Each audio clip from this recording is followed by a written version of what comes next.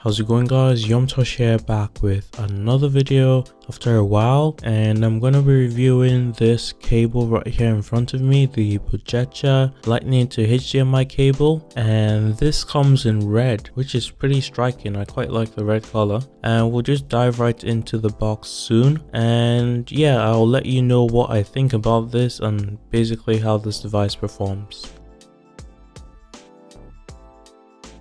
And so after that quick unboxing, here is the cable, and like I mentioned before, this red looks pretty good. I don't know what it is about it, but I do like this red. The cable is slightly bulkier than I expected. I didn't think that HDMI bit was that big, but I guess it has to do some conversion from like lightning to HDMI. So yeah, and one thing to note is that this also requires a USB power, or rather USB power, so you are going to need that to actually connect this to a TV or a monitor, whichever you like. So I have it connected to my TV here, or rather my friend's TV. He let me borrow this for this review, and well, it does do what it says it does, like on the box. It works just as it says it does, and well, from the outside you really can't see any issues with this. You connect it straight to your phone, you put in your pin just to authorize it, and it starts to work just as you'd think it should. So here's a YouTube video. I'm playing the straight pipes, and it looks great.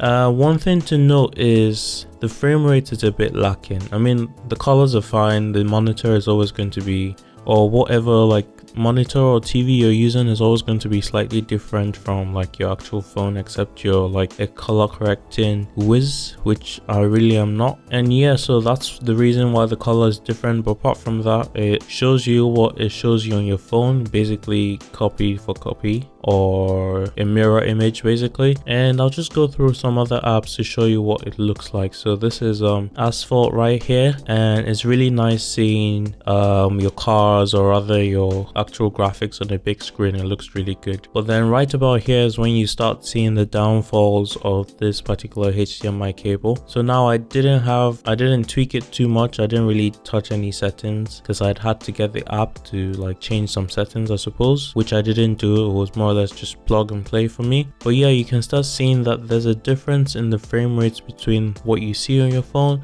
and what you see on the TV. So here's an example. I'm playing a race and it just doesn't look smooth. It looks choppy. I did this in 30 frames per second, but you can still see like that choppiness, and it's very apparent. I'd say it can give you motion sickness if you are very I don't know, sensitive to motion sickness, and it basically just doesn't give it a pleasant experience. So really laggy. I would almost say it was like, I don't know, 15, okay, maybe not 15, maybe like 20 frames per second. So yeah, playing anything like fast paced doesn't look good on this. The home screen is fine, no problem, but yeah, going into the games is just like really abysmal.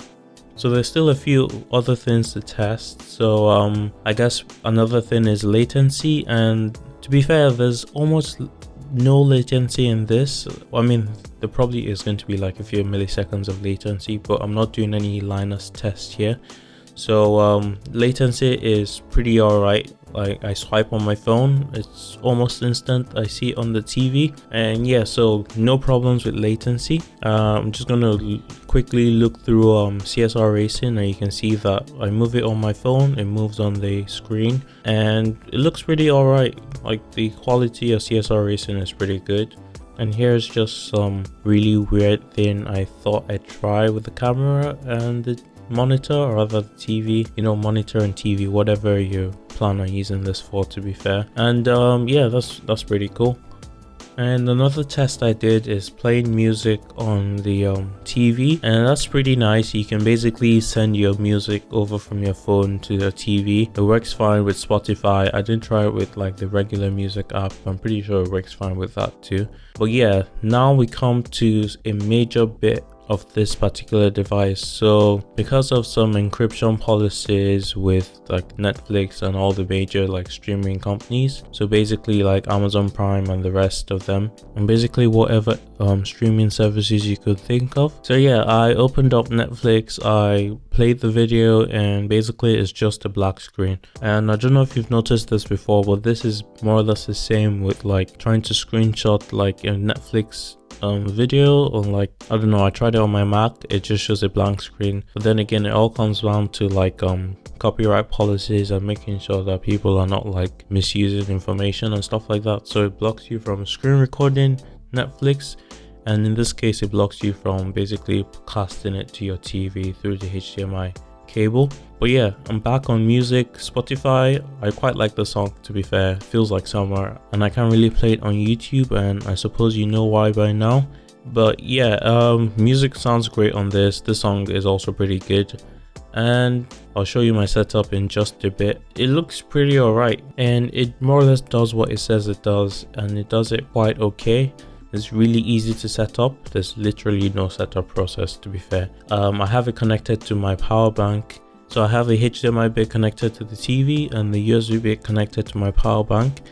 And another neat feature about this is that you can charge your device with this cable as well. So plug it into a power bank or like your wall plug and plug the other end into your phone, and it charges it as well. And just before I leave the video, I'm just going to show you what it looked like showing like my wallpapers on the TV, which I thought was like a neat thing that people might be using this for. Maybe they want to share their photos and like an event that they're throwing at their house, so they could just like plug this up, leave it in a corner, and just have it like, I don't know, do a slideshow or something through their pictures. Nice thing to have. And I almost forgot actually. So yeah, if you were thinking this does more than your iPhone resolution, yeah, it really doesn't. It just puts up the same resolution as your iPhone, so don't bank on it doing like 4K when your iPhone is really only 750p or 838p for the iPhone 10R if you got one of those. It's really not that bad, to be fair. It's the same pixels per inch as the iPhone 6 through to the iPhone 8, so